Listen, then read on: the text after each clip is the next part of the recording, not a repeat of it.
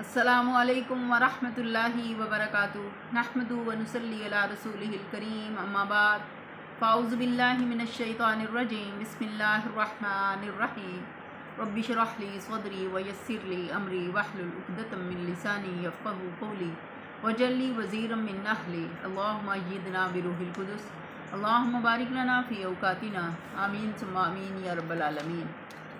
ہم پڑھے ہیں پارہ نمبر 17 سورہ الحج، آیت نمبر 33 تک ہم نے پڑھا تھا۔ آج ہم 34 سے شروع کریں گے۔ اعوذ باللہ من الشیطان الرجیم بسم اللہ الرحمن الرحیم وَلِكُلِّ أُمَّةٍ جَعَلْنَا مَنسَكًا لِيَذْكُرُوا اسْمَ اللَّهِ عَلَى مَا رَزَقَهُم مِّن بَهِيمَةِ الْأَنْعَامِ فَإِلَٰهُكُمْ إِلَٰهٌ وَاحِدٌ فَلَهُ أَسْلِمُوا وَبَشِّرِ الْمُخْبِتِينَ۔ ہر امت کے لیے ہم نے قربانی کا ایک قاعدہ مقرر کر دیا ہے تاکہ اس امت کے لوگ ان جانوروں پر اللہ کا نام لیں جو اس نے ان کو بخشے ہیں۔ ان مختلف طریقوں کے اندر مقصد ایک ہی ہے، بس تمہارا خدا ایک ہی خدا ہے اور اسی کے تم مطیع فرما بردار بنو، اور اے نبی بشارت دے دیں عاجزانہ روش اختیار کرنے والوں کو۔ اس آیت سے دو باتیں معلوم ہوئیں۔ ایک یہ کہ قربانی تمام شرائع الہیہ کے نظام عبادت کا ایک لازمی جز رہی ہے۔ توحید فی العبادت کے بنیادی تقاضوں میں سے ایک یہ بھی ہے کہ انسان نے جن جن صورتوں سے غیر اللہ کی بندگی کی ہے، ان سب کو غیر اللہ کے لیے ممنوع کر کے صرف اللہ کے لیے مختص کر دیا جائے۔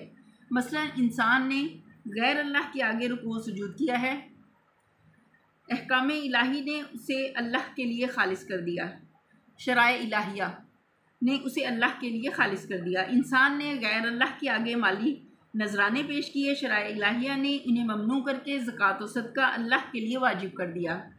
انسان نے معبودان باطل کی تیرت یا تراکی کی ہے، شرائع الہیہ نے کسی نہ کسی مقام کو مقدس یا بیت اللہ قرار دے کر اس کی زیارت اور طواف کا حکم دے دیا۔ انسان نے غیر اللہ کے نام کے روزے رکھے ہیں، شرائع الہیہ نے انہیں بھی اللہ کے لیے مختص کر دیا۔ ٹھیک اسی طرح انسان اپنے خود ساختہ معبودوں کے لیے جانوروں کی قربانیاں بھی کرتا رہا ہے، اور شرائع الہیہ نے ان کو بھی غیر کے لیے قطعاً حرام اور اللہ کے لیے واجب کر دیا۔ دوسری بات اس آیت سے یہ معلوم ہوئی کہ اصل چیز اللہ کے نام پر قربانی ہے، نہ کہ اس قاعدے کی یہ تفصیلات کہ قربانی کب کی جائے اور کہاں کی جائے اور کس طرح کی جائے۔ ان تفصیلات میں مختلف زمانوں اور مختلف قوموں اور ملکوں کے انبیاء کی شریعتوں میں حالات کے لحاظ سے اختلافات رہے ہیں، مگر سب کی روح اور سب کا مقصد ایک ہی رہا ہے۔ اصل میں لفظ مخبتین استعمال کیا گیا ہے، جس کا مفہوم کسی ایک لفظ سے پوری طرح ادا نہیں ہوتا۔ اس میں 3 مفہومات شامل ہیں: استکبار اور غرور نفس کو چھوڑ کر اللہ کے مقابلے میں عاجزی اختیار کرنا، اس کی بندگی و غلامی پر مطمئن ہو جانا اور اس کے فیصلوں پر راضی ہو جانا۔ الذین اذا ذکر اللہ وجلت قلوبہم والصابرین علی ما اصابہم والمقیم الصلاۃ ومما رزقناہم ینفقون، اور جن کا حال یہ ہے کہ اللہ کا ذکر سنتے ہیں تو ان کے دل کانپ اٹھتے ہیں، جو مصیبت بھی ان پر آتی ہے اس پر صبر کرتے ہیں، نماز قائم کرتے ہیں، جو کچھ رزق ہم نے ان کو دیا ہے اس میں سے خرچ کرتے ہیں۔ اس سے پہلے ہم اس امر کی تصریح کر چکے ہیں کہ اللہ نے کبھی حرام و ناپاک مال کو اپنا رزق نہیں فرمایا ہے۔ اس لیے آیت کا مطلب یہ ہے کہ جو پاک رزق ہم نے انہیں بخشا ہے اور جو حلال کمائیاں ان کو عطا کی ہیں، ان میں سے وہ خرچ کرتے ہیں۔ پھر خرچ سے مراد بھی ہر طرح کا خرچ نہیں ہے، بلکہ اپنی اور اپنے اہل و عیال کی جائز ضروریات پوری کرنا، رشتہ داروں اور ہمسایوں اور حاجت مند لوگوں کے مدد کرنا، رفع عامہ کے کاموں میں حصہ لینا اور اللہ کا کلمہ بلند کرنے کے لیے مالی اعصار کرنا مراد ہے۔ بے جا خرچ اور عیش و عشرت کے خرچ اور ریاکارانہ خرچ وہ چیز نہیں ہے جسے قرآن انفاق قرار دیتا ہو، بلکہ یہ اس کی اصطلاح میں اسراف اور تبذیر ہے۔ اسی طرح کنجوسی اور تنگ دلی کے ساتھ جو خرچ کیا جائے، کہ آدمی اپنے اہل و عیال کو بھی تنگ رکھے اور خود بھی اپنی حیثیت کے مطابق اپنی ضرورتیں پوری نہ کرے اور خلق خدا کی مدد بھی اپنی استطاعت کے مطابق کرنے سے جی چرائے، تو اس صورت میں اگرچہ آدمی خرچ تو کچھ نہ کچھ کرتا ہی ہے، مگر قرآن کی زبان میں اس خرچ کا نام انفاق نہیں ہے، وہ اس کو بخل اور شح نفس کہتا ہے۔ وَالْبُدْنَ جَعَلْنَاهَا لَكُم مِّن شَعَائِرِ اللَّهِ لَكُمْ فِيهَا خَيْرٌ فَاذْكُرُوا اسْمَ اللَّهِ عَلَيْهَا صَوَافَ فَإِذَا وَجَبَتْ جُنُوبُهَا فَكُلُوا مِنْهَا وَأَطْعِمُوا الْقَانِعَ وَالْمُعْتَرَ كَذَلِكَ سَخَّرْنَاهَا لَكُمْ لَعَلَّكُمْ تَشْكُرُونَ۔ اور قربانی کے اونٹوں کو ہم نے تمہارے لیے شعائر اللہ میں شامل کیا ہے، تمہارے لیے ان میں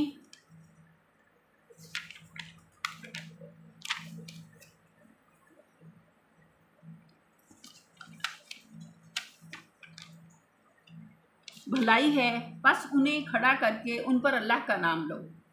اور قربانی کے اونٹوں کو ہم نے تمہارے لیے شعائر اللہ میں شامل کیا ہے، تمہارے لیے ان میں بھلائی ہے، پس انہیں کھڑا کر کے ان پر اللہ کا نام لو۔ جب قربانی کے بعد ان کی پیٹھیں زمین پر ٹک جائیں تو ان میں سے خود بھی کھاؤ اور ان کو بھی کھلاؤ جو قناعت کیے بیٹھے ہیں، اور ان کو بھی جو اپنی حاجت پیش کریں۔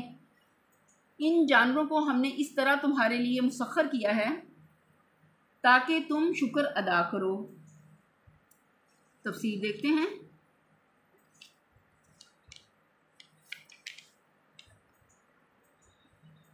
یعنی تم ان سے بکثرت فائدہ اٹھاتے ہو، یہ اشارہ ہے اس امر کی طرف۔ اصل میں لفظ بدن استعمال ہوا ہے جو عربی زبان میں اونٹوں کے لیے مخصوص ہے، مگر نبی صلی اللہ علیہ وسلم نے قربانی کے حکم میں گائے کو بھی اونٹوں کے ساتھ شامل فرمایا ہے۔ جس طرح ایک اونٹ کی قربانی 7 آدمیوں کے لیے کافی ہوتی ہے، اسی طرح ایک گائے کی قربانی بھی 7 آدمی مل کر کر سکتے ہیں۔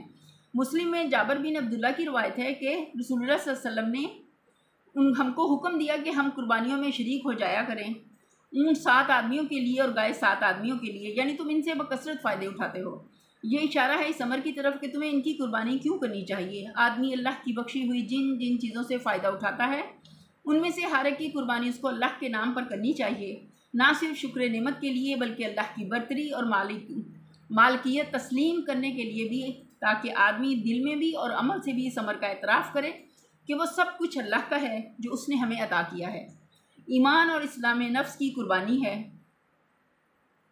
اور اسلام نفس کی قربانی ہے۔ نماز اور روزہ جسم اور اس کی طاقتوں کی قربانی ہے۔ زکوٰۃ ان اموال کی قربانی ہے جو مختلف شکلوں میں ہم کو اللہ نے دیے ہیں۔ جہاد وقت اور ذہنی جسمانی صلاحیتوں کی قربانی ہے۔ قتال فی سبیل اللہ جان کی قربانی ہے۔ یہ سب ایک ایک طرح کی نعمت اور ایک ایک عطیے کے شکریہ ہیں۔ اسی طرح جانوروں کی قربانی بھی ہم پر عائد کی گئی ہے تاکہ ہم اللہ تعالیٰ کی اس عظیم الشان نعمت پر اس کا شکر ادا کریں اور اس کی بڑائی مانیں کہ اس نے اتنے ہمیں اپنے پیدا کیے ہوئے بکثرت جانوروں کو ہمارے لیے مسخر فرمایا، جن پر ہم سوار ہوتے ہیں، جن سے کھیتی باڑی اور بار برداری کی خدمت لیتے ہیں، جن کے گوشت کھاتے ہیں، جن کے دودھ پیتے ہیں، جن کی کھالوں اور بالوں اور خون اور ہڈی گرد ایک ایک چیز سے بے حساب فائدے اٹھاتے ہیں۔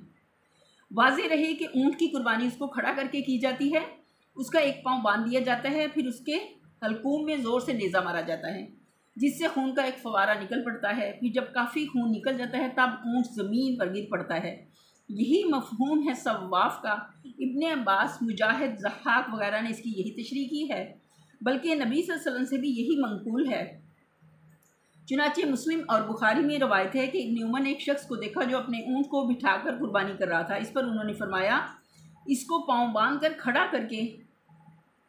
کر یہ ہے ابو القاسم صلی اللہ علیہ وسلم کی سنت۔ ابو داؤد میں جابر بن عبداللہ کی روایت ہے کہ حضرت صلی اللہ علیہ وسلم اور آپ کے صحابہ اونٹ کا پاؤں باندھ کر، بایاں پاؤں باندھ کر باقی 3 پاؤں پر اسے کھڑا کرتے تھے، پھر اس کو نہر کرتے تھے۔ اسی مفہوم کی طرف خود قرآن بھی اشارہ کر رہا ہے کہ جب ان کی پیٹھیں زمین پر ٹک جائیں، اسی صورت میں بولیں گے جبکہ جانور کھڑا ہو اور پھر زمین پر گرے، ورنہ لٹا کر قربانی کرنے کی صورت تو وہ پیٹھ ویسے ہی ٹکی ہوئی ہوتی ہے۔ یہ الفاظ پھر اس بات پر دلالت کرتے ہیں کہ اللہ کا نام لیے بغیر ذبح کرنے سے کوئی جانور حلال نہیں ہوتا، اس لیے اللہ تعالیٰ ان کو ذبح کرو کہنے کے بجائے ان پر اللہ کا نام لو فرما رہا ہے، اور مطلب اس کا جانوروں کو ذبح کرنا ہے۔ اس سے خود بخود یہ بات نکلتی ہے کہ اسلامی شریعت میں جانور کے ذبح کرنے کا کوئی تصور اللہ کا نام لے کر ذبح کرنے کے سوا نہیں ہے۔ ذبح کرتے وقت بسم اللہ اللہ اکبر کہنے کا طریقہ بھی اسی مقام سے ماخوذ ہے۔ آیت 36 میں فرمایا فَاذْكُرُوا اسْمَ اللَّهِ عَلَيْهَا، ان پر اللہ کا نام لو، اور آیت 37 میں فرمایا لِتُكَبِّرُوا اللَّهَ عَلَىٰ مَا هَدَاكُمْ، تاکہ اللہ کی بخشی ہوئی ہدایت پر تم اس کی تکبیر کرو۔ قربانی کرتے وقت اللہ کا نام لینے کی مختلف صورتیں ہیں، احادیث میں منقول ہیں، مثلا بسم اللہ واللہ اکبر، اللہم منک ولک، اللہ کے نام کے ساتھ، اور اللہ سب سے بڑا ہے، خدایا تیرا ہی مال ہے اور تیرے ہی لیے حاضر ہے، اللہ اکبر، لا الہ الا اللہ، اللہم منک ولک، اللہ سب سے بڑا ہے، اللہ کے سوا کوئی معبود نہیں، خدایا تیرا ہی مال ہے اور تیرے ہی لیے حاضر ہے۔ پھر انی وجہت وجہی للذی فطر السماوات والارض حنیفا وما انا من المشرکین وان صلاتی ونسکی ومحیای ومماتی للہ رب العالمین لا شریک لہ وبذلک امرت وانا من المسلمین اللہم منک ولک۔ میں نے یکسو ہو کر اپنا رخ اس ذات کی طرف کر لیا جس نے زمین اور آسمانوں کو پیدا کیا ہے، اور میں مشرکوں میں سے نہیں ہوں، بے شک میری نماز اور قربانی اور میرا مرنا اور جینا سب اللہ رب العالمین کے لیے ہے، اس کا کوئی شریک نہیں۔ یہ ابراہیم علیہ السلام کی دعا تھی۔ اسی کا مجھے حکم دیا گیا اور میں سر اطاعت جھکا دینے والوں میں سے ہوں، خدایا تیرا ہی مال ہے اور تیرے ہی لیے حاضر ہے۔ ٹکنے کا مطلب صرف اتنا ہی نہیں کہ وہ زمین پر گر جائیں، بلکہ یہ بھی ہے کہ وہ گر کر ٹھہر جائیں، یعنی تڑپنا بند کر دیں اور جان پوری طرح نکل جائے۔ ابو داؤد، ترمذی اور مسند احمد میں نبی صلی اللہ علیہ وسلم کا یہ ارشاد منقول ہے کہ یعنی جانور سے جو گوشت اس حالت میں کاٹا جائے کہ ابھی وہ زندہ ہو، وہ مردار ہے۔ یہاں پھر اشارہ ہے اس مضمون کی طرف کہ قربانی کا حکم کیوں دیا گیا، فرمایا اس لیے کہ یہ شکریہ ہے اس عظیم الشان نعمت کا جو اللہ نے مویشی جانوروں کو تمہارے لیے مسخر کر کے بخشی ہے۔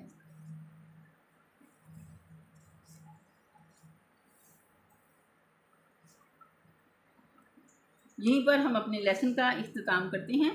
وآخر دعوانا الحمدللہ رب العالمین، سبحان ربک رب العزت عما یصفون وسلام علی المرسلین والحمدللہ رب العالمین، آمین ثم آمین یا رب العالمین۔ السلام علیکم ورحمۃ اللہ وبرکاتہ۔